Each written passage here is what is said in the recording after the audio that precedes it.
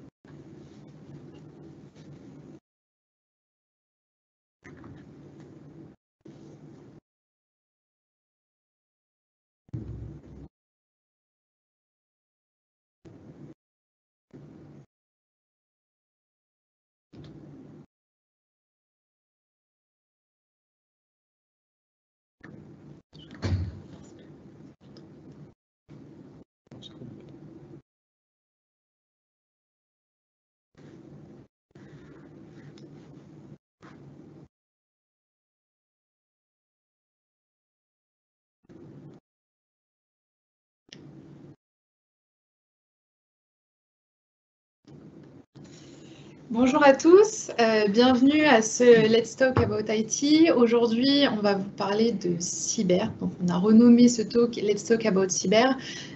Donc, merci à tous déjà d'être connectés à ce live event Soprasteria.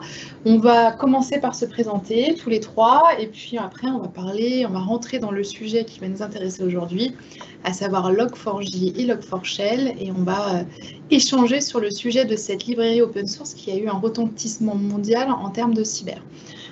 Donc moi je suis Margot Blandel-Coquet, je suis chef de projet en cyberdéfense et en intelligence chez Soprasteria. Et je suis Guillaume Magnier, donc directeur technique cyberdéfense chez Soprasteria. Et Mathieu Godignon, ingénieur cybersécurité au sein de l'agence également. On travaille en fait tous les trois dans une agence qui est dédiée à la cyberdéfense et on travaille sur différents outils, différentes activités de conseil, etc.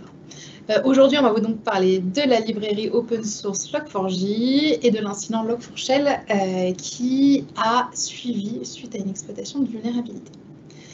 Donc, on va vous parler de Log4j. On va expliquer ce que c'est qu'une librairie open source pour vous donner un peu de contexte. On parlera ensuite de l'incident Log4Shell, cet incident de sécurité majeur qui a eu un retentissement très important à partir de la fin de l'année 2021 et surtout du long de l'année 2022, qui en a encore aujourd'hui. Et puis, on regardera aussi quelles ont été les réactions qui ont été mises en place pour pallier à cet incident, à la fois en réactif et puis les bonnes pratiques sur le long terme également à mettre en place. Donc, on parlera ici, pour ce talk, à la fois de qu'est-ce qu'on peut mettre en place pour se protéger en tant qu'organisation, mais aussi en tant que développeur ou quand on utilise des librairies open source. Donc, on va commencer tout de suite par vous échanger rapidement sur Log4j et sur cette librairie open source.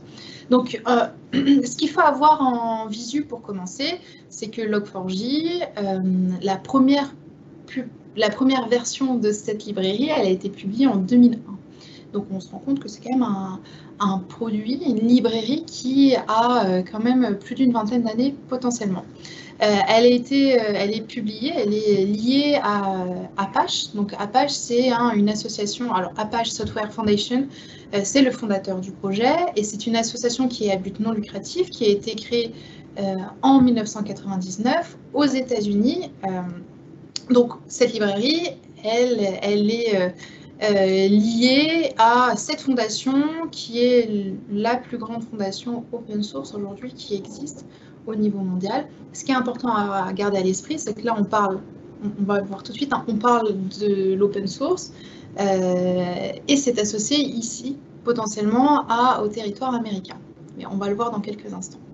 C'est important pour commencer ce talk, de pouvoir parler justement de ce que c'est que l'open source et la philosophie qu'il y a autour de ça. Donc, il y a 4 grands piliers autour de l'open source. Tout d'abord, ça va être la liberté d'exécuter les programmes pour tous les usages. Ça va être aussi la liberté d'étudier les fonctionnements des programmes et de l'adapter à ses besoins. La liberté de redistribuer des copies du programme. Ça peut être sous forme de dons, sous forme de vente. Et ça va être la liberté d'améliorer les programmes et de distribuer ces améliorations à un grand public potentiel. Guillaume va vous donner quelques éléments supplémentaires sur le vocabulaire qu'on peut utiliser en open source. Mais là, c'est important de l'avoir à l'esprit parce que cette librairie, elle est open source. Tout à fait. Donc sur l'open source, malgré le fait que ce soit donc, a priori en source ouverte, on a toujours des notions de licence. Licence, pas forcément au sens financier du terme, mais plutôt au sens législatif. C'est-à-dire que l'open source a créé en fait un contexte qui permet de rivaliser d'une certaine manière ou de copier finalement le fonctionnement d'une licence propriétaire. Donc sur le slide que vous avez à l'écran, sur la partie droite, vous avez tout ce qui est logiciel propriétaire, ce qu'on connaît sous la dénomination de copyright. C'est l'équivalent d'un droit d'auteur, donc la même chose que vous avez sur la musique, les vidéos, etc. Ce genre de contexte s'applique aussi au code source, qui est de la propriété intellectuelle. Et finalement, lorsqu'il y a une dispute autour de la propriété du code source ou autour de la violation de la propriété du code source, c'est quelque chose qui est légalement pénalisable. L'open source, en fait, vient amener finalement une définition un petit peu aux antipodes de cette définition du logiciel propriétaire en deux découpages. Un premier découpage qui est l'extrême inverse de la partie copyright, qui se nomme subtilement le copyleft. Donc là, finalement, d'une certaine manière, ça oblige à respecter la philosophie de l'open source. C'est-à-dire que pour le coup, on va avoir l'obligation de redistribuer les différentes évolutions qui seraient faites sur la base de ce développement.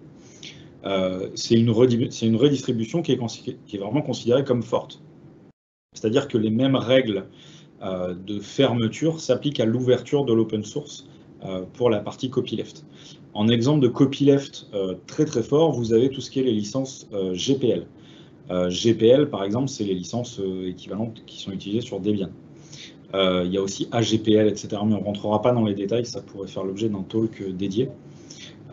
Et dans le copyleft, il y a des licences qui font un petit peu le pas entre, on va dire, l'open source plutôt permissif et l'open source plutôt fort, qui vont être, par exemple, les licences Mozilla, donc Firefox, qui est notamment utilisée sur Firefox.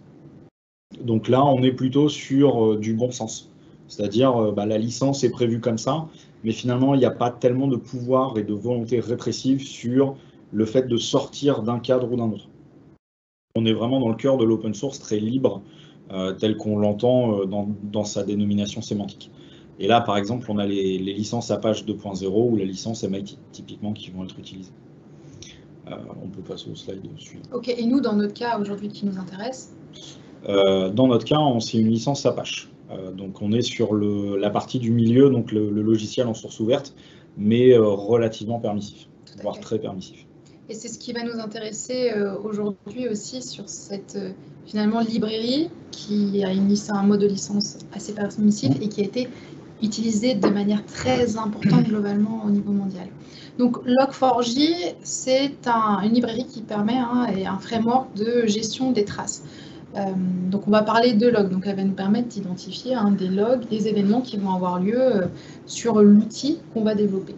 Cette librairie, elle va collecter des fonctions qui vont être prêtes à utiliser par d'autres programmes. Sur la gestion des traces, ça va être pour tout type d'application Java, que ce soit du logiciel, du web ou de l'embarqué, et c'est en remplacement d'une solution Java native qui s'appelle JUL, donc Jules.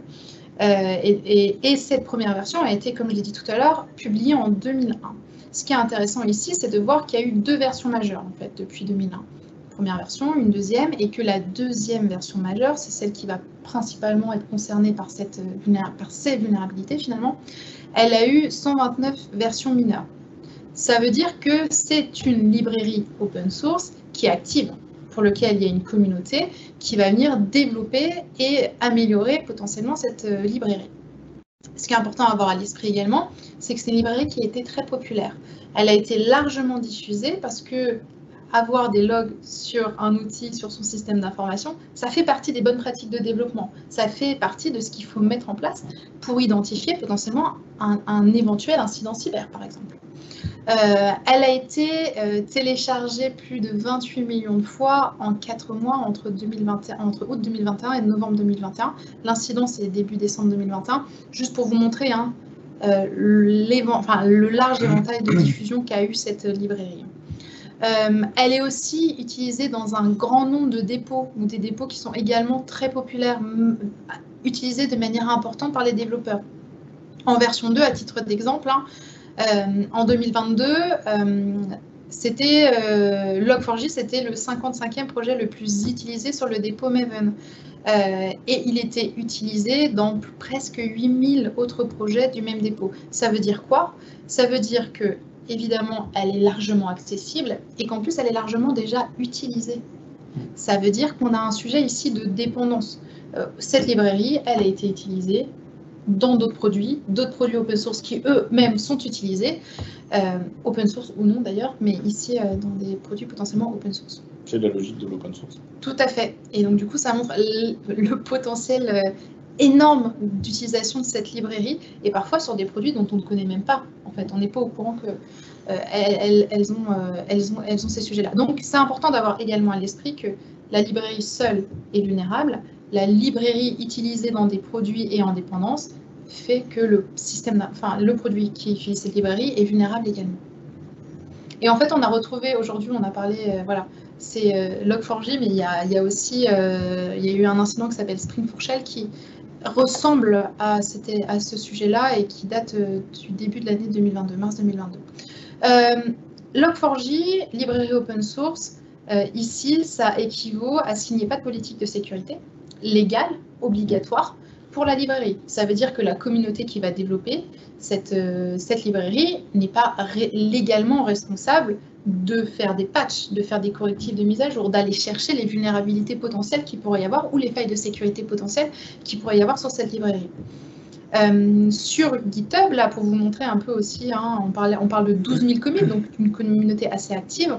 Il y avait 133 contributeurs, donc 4 contributeurs majeurs, ce qui est déjà pas mal pour une librairie open source, et qui faisaient des commits réguliers et quotidiens. N'empêche qu'ils pourraient être 50 fois plus, ils ne sont toujours pas obligés d'avoir une politique de sécurité sur leurs produits. Quelques avantages et inconvénients également à partager sur l'intégration de l'open source dans nos projets, mais dans vos projets également, en tant que développeur ou en tant que décideur. Les avantages, évidemment, c'est de la transparence. Le code, il peut être lu par n'importe qui. C'est difficile de cacher une fonctionnalité ou une vulnérabilité, potentiellement. Mais on va voir que dans le côté inconvénient, on retrouve son pendant. Côté qualité, le code il peut être amélioré également par n'importe qui. Plus le logiciel est utilisé, plus sa robustesse est éprouvée, en théorie. Mais on va voir que pour Log4j, c'est aussi ce qui s'est passé. Le fait d'avoir identifié une faille a permis de rendre le produit plus robuste. Le coût est finalement faible, ça va être maintenu par une communauté ou une partie qui potentiellement peut être totalement bénévole, et une certaine indépendance avec un maintien sur le long terme, et on est indépendant de la volonté par exemple d'une société ou d'un éditeur qui pourrait rendre une licence payante ou qui pourrait décider lui-même aussi de sa propre politique de sécurité associée à un produit. Tout à fait, ou d'arrêter les développements et qu'il n'y ait plus de support de sécurité aux fonctionnels. Les inconvénients, évidemment, il y a un sujet de responsabilité. La responsabilité du code et le prix à payer. En utilisant de l'open source, on devient responsable de le code qu'on est venu intégrer dans nos développements. Les développeurs, encore une fois, ils n'ont aucune obligation de maintenir et de corriger ce logiciel ou cette librairie. En termes de confiance, ces projets, ils vont être maintenus parfois par une équipe très restreinte.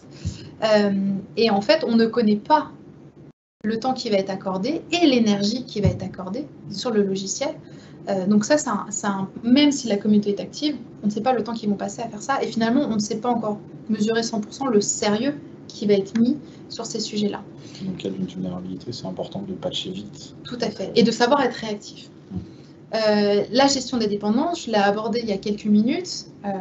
Utiliser un projet open source, ça implique aussi de gérer les dépendances qui vont être utilisées dans ces projets. Et puis la gestion des licences, ça implique de porter une attention aux licences que Guillaume a évoqué tout à l'heure. Donc ça, c'était pour vous donner un peu le cadre sur ce sujet Log4j.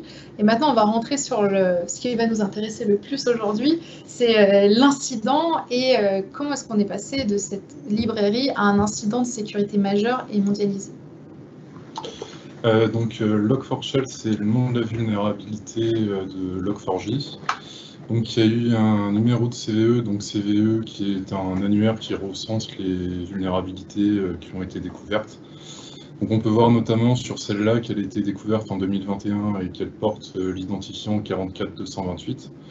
Donc les deux principales caractéristiques de cette vulnérabilité, c'est que c'est à la fois une 0D et à la fois une RCE. Donc ce qui regroupe d'une certaine manière un peu le meilleur des mondes pour une vulnérabilité.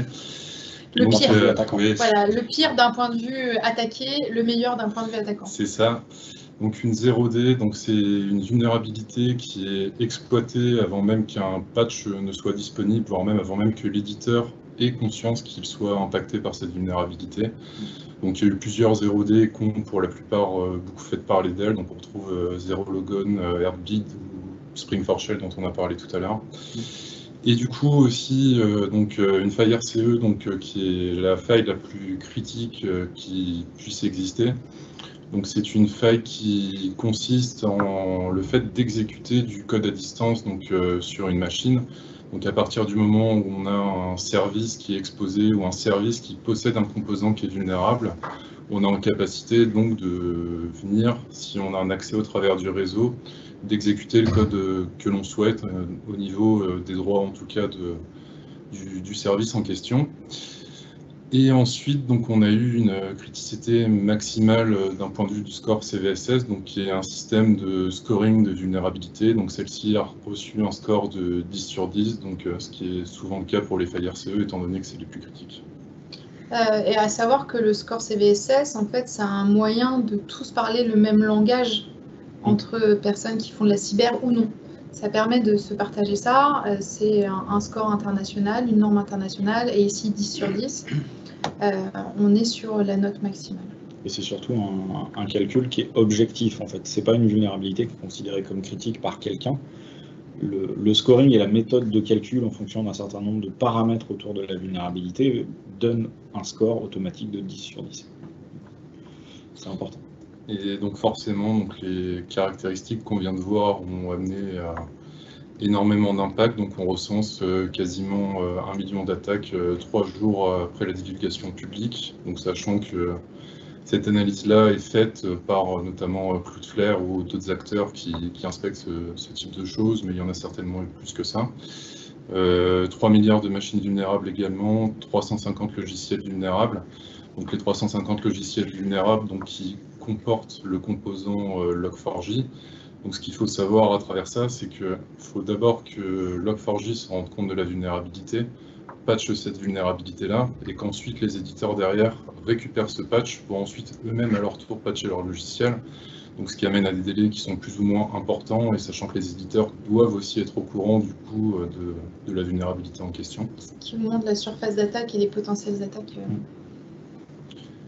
Et du coup, au niveau du dépôt central Maven, qui est le dépôt de référence Java, là où on vient justement chercher les différentes librairies pour nos développements, ça contient environ 10% du dépôt qui est vulnérable, donc ce qui est énorme, et ce qui fait qu'il y a autant de logiciels et autant de composants qui sont vulnérables à la fois. Et donc forcément, on retrouve des acteurs, des très grands acteurs comme Apple, Amazon ou encore Twitter qui ont été impactés par cette vulnérabilité. Ou de manière plus anecdotique, Minecraft, le jeu vidéo, où il était possible de venir exploiter cette vulnérabilité-là en tant que joueur, en utilisant simplement le chat textuel au sein du jeu vidéo, pour pouvoir venir exploiter le serveur et du coup devenir administrateur du serveur. Donc vous imaginez sur un jeu, et puis si on le place du coup à l'échelle d'une entreprise comme Microsoft ou Amazon. Donc au niveau de la timeline de la vulnérabilité, elle a été découverte par un chercheur de Alibaba Cloud Security Team, donc le 24 novembre 2021. Et on voit qu'une première tentative d'exploitation a été effectuée le 1er décembre. Et que le premier patch est sorti 5 jours après. Donc ce qui fait que c'est une vulnérabilité 0D, c'est que justement il y a eu 5 jours pour exploiter cette vulnérabilité-là, sans qu'il y ait eu la possibilité en tout cas de s'en prémunir. Suite à ce patch-là, la divulgation publique a été faite 3 jours après, et la CVE a été publiée dans la foulée suite à cette publication. Ce qui est intéressant de voir là-dedans, c'est qu'il y a eu une succession de patchs, donc notamment suite à la découverte, le premier patch, l'annonce de la CVE, un deuxième patch qui a été effectué, une autre CVE, et ainsi de suite, ainsi de suite. Ce qui peut se traduire justement par le fait que ça a été fait dans l'urgence, et le fait que ça a été patché dans l'urgence, ça a été mal patché, et donc ce qui a amené à d'autres vulnérabilités différentes qui étaient moins importantes que la première, mais qui étaient quand même des vulnérabilités. Et donc effectivement, on se retrouve sur une vulnérabilité 0D critique et majeure, avec des correctifs qui peuvent être 3 correctifs qui vont être diffusés, et ces correctifs étaient tous vulnérables. Donc dans la timeline également, derrière, ça rajoute un potentiel d'exploitation, même si on a corrigé finalement la vulnérabilité initiale.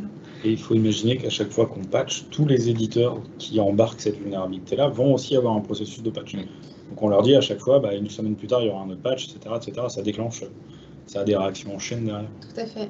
Et c'est aussi pour ça que cette vulnérabilité, elle a pu être massivement exploitée. C'est vraiment le temps mis pour déjà identifier qu'on a bien Log4j dans son système d'information, dans son produit, et ensuite patcher. Donc on va passer maintenant à l'utilisation nominale de Log4j. Donc là on a pris l'exemple d'une application Java Web typique. Donc ce qui se passe, c'est que au niveau des flèches rouges, donc c'est des requêtes web, et au niveau des flèches vertes, ça va être plus des processus internes. Donc on peut très bien imaginer que l'application Java Web est portée par le même serveur que Log4j. Donc ce qui se passe, c'est que l'utilisateur va venir réaliser une requête sur l'application web. Log4j, lui, va venir du coup journaliser ou en tout cas créer des traces de log dans sa base de données. Et ensuite, l'utilisateur reçoit sa réponse, mais tout en ayant une journalisation côté Log4j. Donc Log4j au niveau de son usage, donc comme on l'a dit, c'est une application Java qui permet de générer des logs et de créer des journaux d'événements à partir de ces logs. La particularité, c'est qu'il y a une partie qui est interprétée dynamiquement, et c'est ce qui la rend intéressante aussi, c'est qu'on a des possibilités de créer de l'horodatage, d'indiquer des noms d'hôtes, donc d'utiliser des variables, voire d'utiliser des fonctions, donc récupérer dynamiquement des éléments. Et c'est le composant justement lookup de Log4j qui permet donc de réaliser cet enrichissement-là en appelant des fonctions ou en récupérant des variables. Donc pour rentrer un petit peu plus dans le technique, donc il y a un pattern d'appel à lookup donc qui est le suivant, comme on le voit, donc qui permet notamment de récupérer donc des variables Java, comme par exemple la version de Java, donc ce qui peut être intéressant dans le cadre de log. Le nom d'hôte, donc des variables d'environnement, donc il y a le nom d'hôte, mais quasiment toutes les variables d'environnement sont accessibles. Des variables Docker également, si par exemple on a clusterisé son application et qu'on souhaite savoir quel log correspond à quel conteneur, à quel moment est-ce que ça a été fait. Ou aussi une API un petit peu particulière qui s'appelle JNDI, qu'on va voir tout de suite.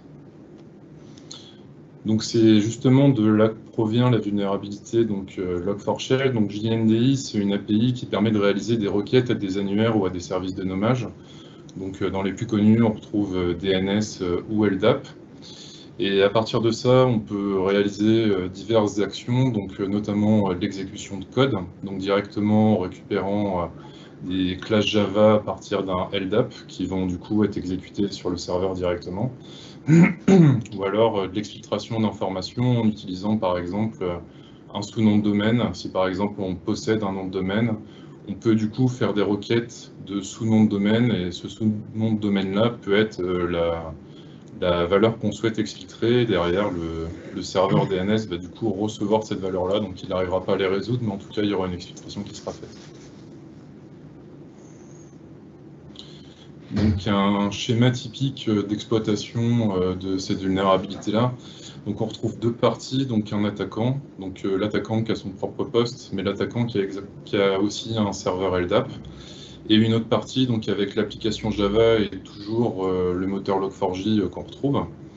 Donc l'attaquant, lui, ce qu'il va faire, c'est qu'il va envoyer une requête HTTP avec une partie justement où il va venir demander d'exécuter la fonction avec le LDAP, avec son propre LDAP et du coup une propre classe qu'il aura créée pour pouvoir derrière exécuter du code dessus.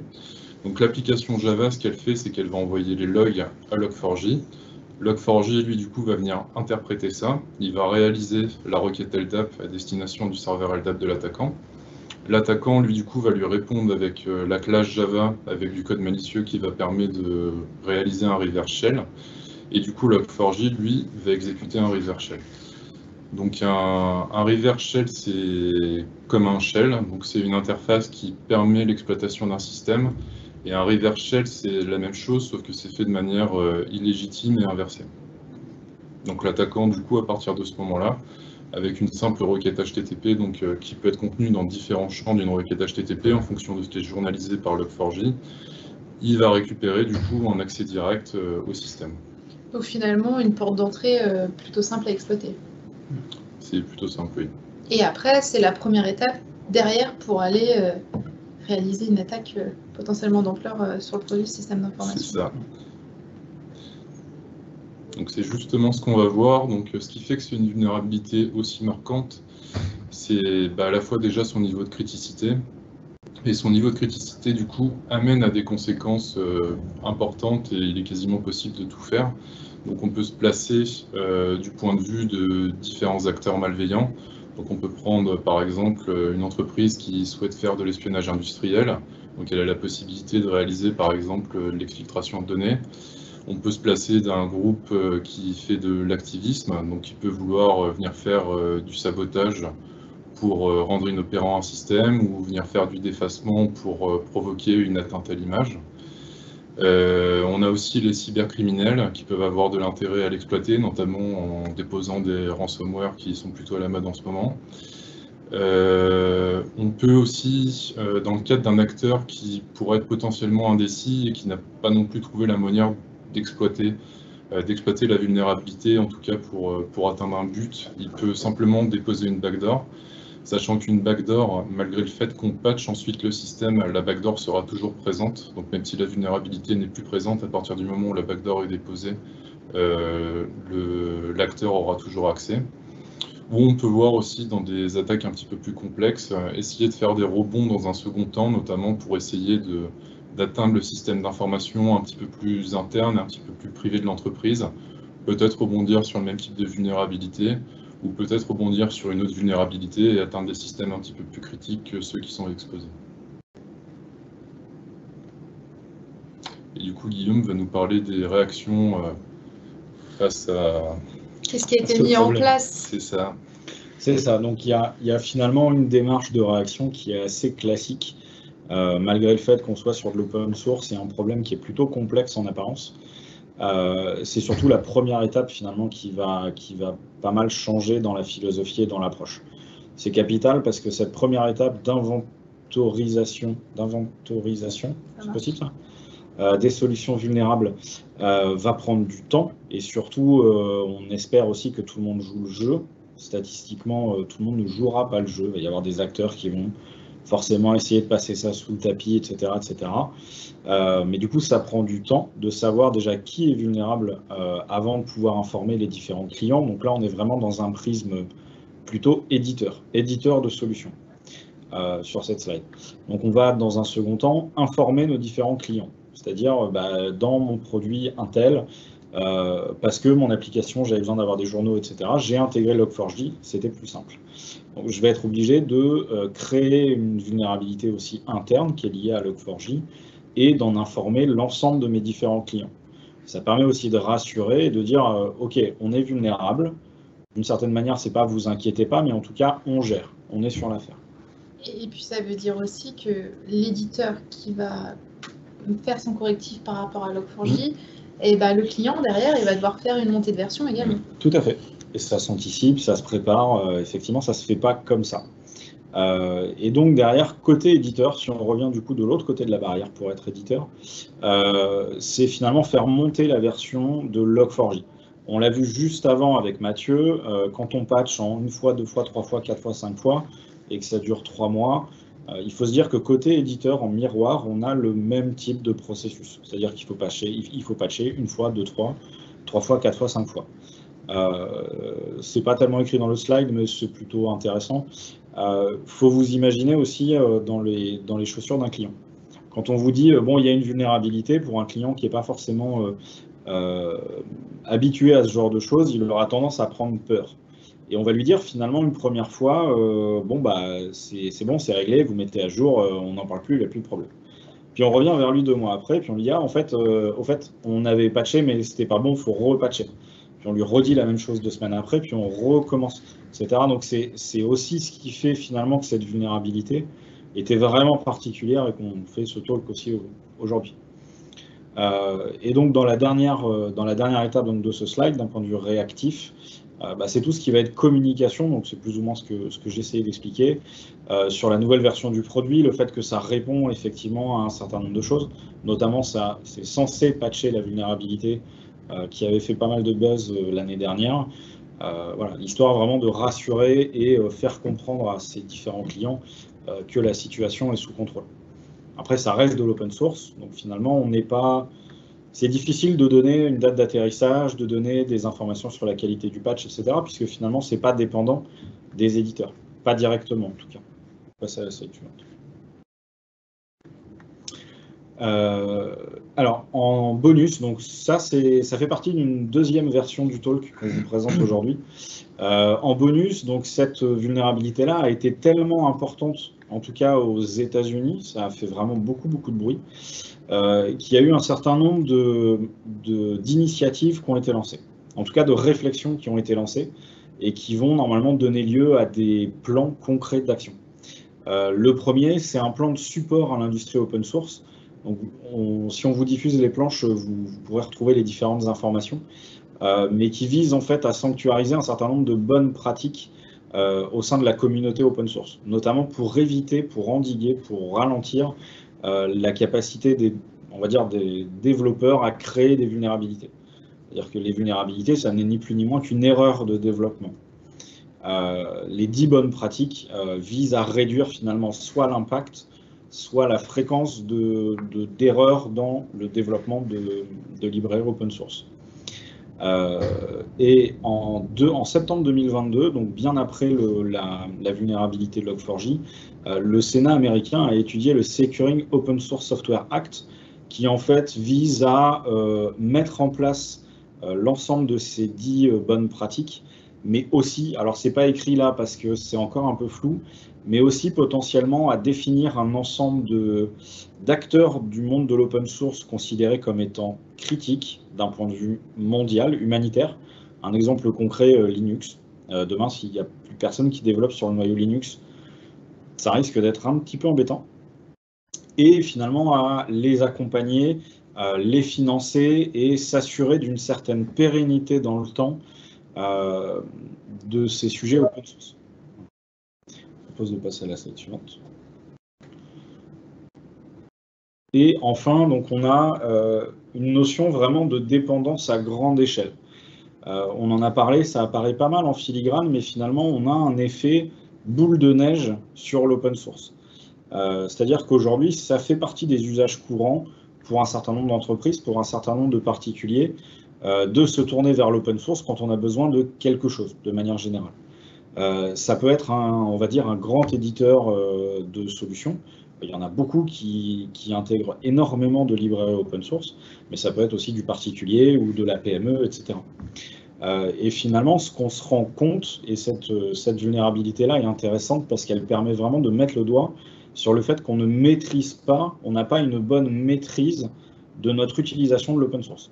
C'est-à-dire qu'on ne sait pas dire à un instant T, on ne savait pas dire en tout cas à l'époque de Log4j, pour la majorité des éditeurs, est-ce que Log4j est présent dans le produit que je vends à mes clients? Les 3/4 des gens ont dû se regarder autour de la table et se dire je ne sais pas. Et donc finalement, comment on gère cette situation-là? C'est-à-dire qu'on maîtrise vraiment très peu les interdépendances entre l'un, l'autre, etc., etc. Et dans le cas de Log4j, on en parlait au tout départ dans la présentation de la librairie, il y a aussi cette notion de double imbrication. C'est-à-dire que Log4j va être embarqué dans tel framework, qui lui-même va être intégré dans tel applicatif, qui lui-même est toujours open source, mais qui va être intégré dans tel élément. Et donc là, ça veut dire que pour identifier Log4j, j'ai besoin de faire mon chemin à l'envers, de repartir de mon produit vers mon framework, vers mon intégration. Voilà. Et donc, ça crée un espèce de patrimoine de librairie open source qu'il est vraiment nécessaire de gérer, de comprendre, d'indexer et de gérer. Puisque c'est ça, finalement, qui va permettre d'accélérer la prise de décision, d'accélérer le patching et d'accélérer la compréhension des vrais risques cyber liés à l'open source.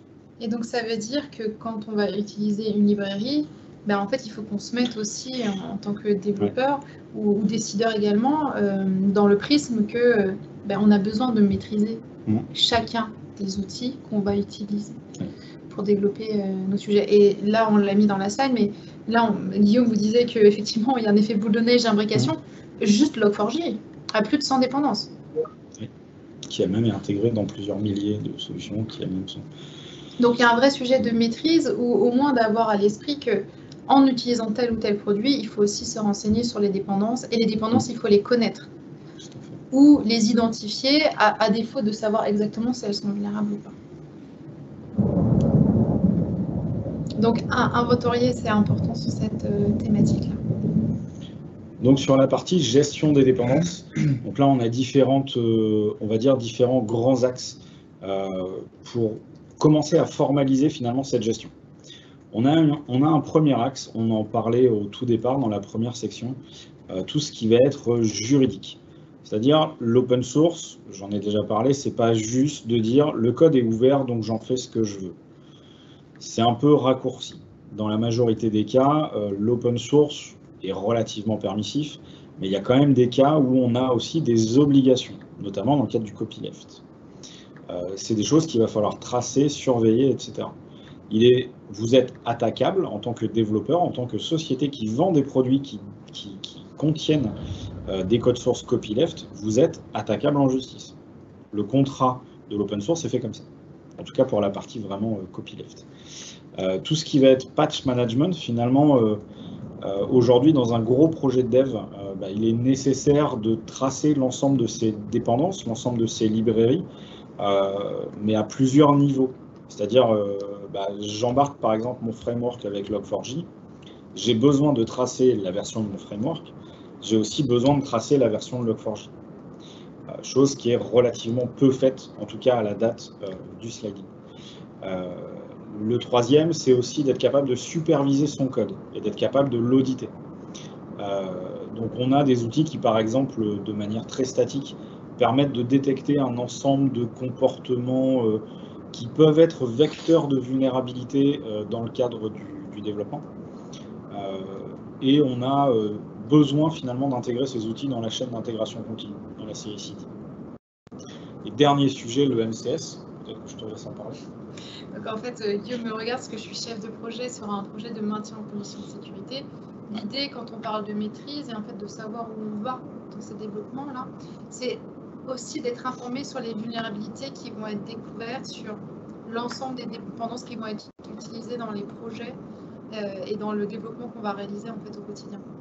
Donc finalement, sur ces sujets-là, il faut savoir inventorier ces produits, ces librairies, et derrière, il faut savoir également inventorier ces vulnérabilités qui vont être liées à ces différents produits. Et c'est ici que s'arrête notre présentation. On sera ravis de répondre à vos questions, si vous en avez. Alors oui, il y a une première question, c'est lorsqu'on a un logiciel comme ça qui est open source, le coût pour la correction, est-ce qu'il est pour l'éditeur ou est-ce qu'il est pour le client? Ça dépend du contrat. La bonne réponse, c'est ça dépend du contrat. Globalement, dans la majorité des cas, il est pour l'éditeur. C'est l'éditeur qui finalement a pris la décision d'intégrer de l'open source. Donc finalement, c'est sa responsabilité. Après, je ne rentrerai pas dans les détails des contrats types quand on vend un logiciel. Généralement, c'est des choses qui sont vendues aux clients dans le cadre des prestations de MCO, de MCS et compagnie. Et quand on achète la licence d'un produit, ça fait partie souvent, alors évidemment vérifier dans ce qui est défini dans la licence, mais ça fait partie du package qui va être compris dans la licence. Tout à fait. Savoir le support de sécurité, un produit qui n'est pas vulnérable. Tout à fait. D'autres questions? Non,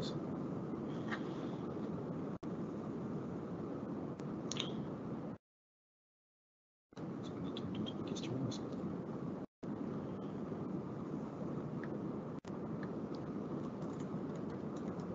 Et s'il n'y a pas d'autres questions, on va s'arrêter là, dans ce cas-là. Merci à tous. Merci à tous. Merci. Si vous avez, voilà, si vous posez des questions sur les librairies, eh ben, continuez à vous en poser, parce qu'il y a beaucoup de Il y a sujets. matière. Il y a matière. Et surtout, voilà, le message de la fin, c'est qu'il faut maîtriser ce qu'on intègre en fait, dans ces projets informatiques, que ce soit des codes largement répandus, des librairies open source. Donc voilà, maîtrise et identification des vulnérabilités sera les maîtres mots d'un développement sécurisé. Tout à fait. Merci à tous et à bientôt peut-être pour un autre talk cyber qu'on fera dans le futur. Merci. Bonne journée à tous. Merci, au revoir.